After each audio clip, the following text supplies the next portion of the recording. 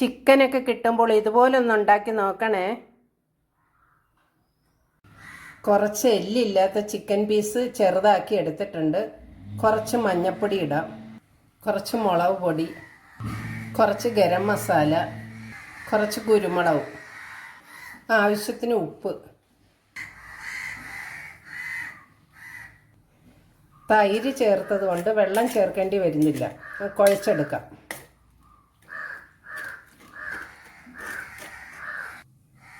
പത്ത് minute rest ചെയ്യാൻ വെച്ചതിന് ശേഷം വറുത്തെടുക്കാം. ഒരു പാൻ അടുപ്പത്ത് വെച്ച് കുറച്ച് വെളിച്ചെണ്ണ ഒഴിക്കാം. പുരട്ടി വെച്ച ചിക്കൻ ഇട്ട് കൊടുക്കാം.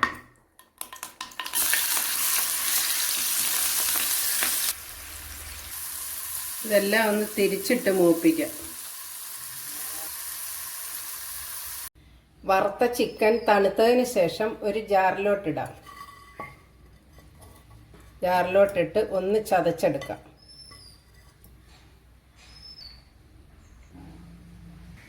ചതച്ചെടുത്ത ചിക്കൻ ഇതിലോട്ടിടാം. കുറച്ച് തേങ്ങാപ്പീര, കുറച്ച് നെയ്യ്, ഒരു 1/4 സ്പൂൺ ഗരം മസാല കൂടി ചേർക്കാം.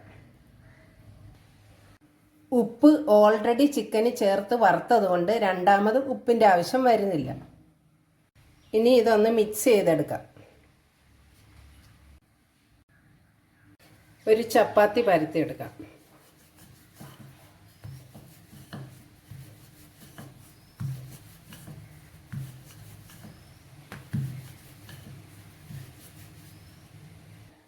ഒരു ചപ്പാത്തി അങ്ങനെ പരത്തിയെടുത്ത് പൊടിയൊക്കെ തട്ടി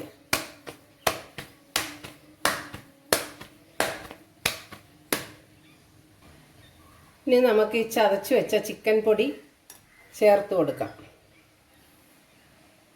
മൊത്തത്തിലൊന്ന് പരത്തി കൊടുക്കണം.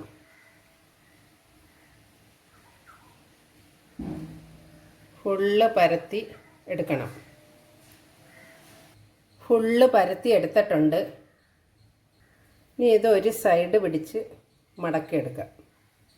അതുപോലെ ഈ സൈഡും മടക്കിയെടുക്കാം. എന്നിട്ട് ഈ സൈഡ് മടക്കി കൊടുക്കണം. വീണ്ടും ഈ സൈഡ് മടക്കി കൊടുക്കണം.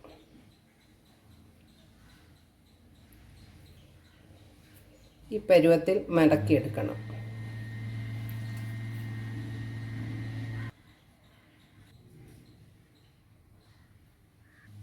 ഇത് ഇനി നമുക്ക് എണ്ണയിലിട്ട് വറുത്ത് കോരിയെടുക്കാം. അടുത്ത രണ്ടാമത്തെ ചപ്പാത്തിയിലും പരത്തിയെടുക്കാം.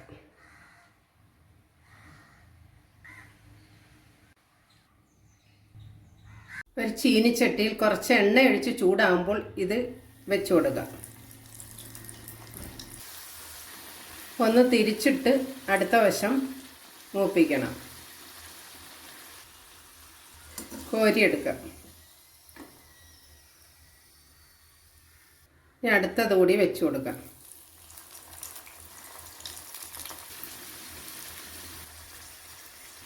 അടുത്തതും കോരിയെടുക്കാം.